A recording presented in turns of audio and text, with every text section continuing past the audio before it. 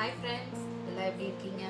இன்றைக்கி நைட்டு நம்ம வீட்டில் என்ன டின்னர்னு பார்க்கலாம். இதுக்கு இடையில எனக்கு ரொம்ப ஃபீவரு. நான் போய் இன்றைக்கி தான் ஹாஸ்பிட்டலில் ஊசி போட்டு வந்தேன்.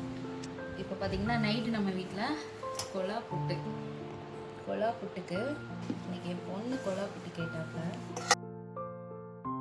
கருப்பு சுண்டல் முளைக்கட்டி வச்சுருந்தேன்.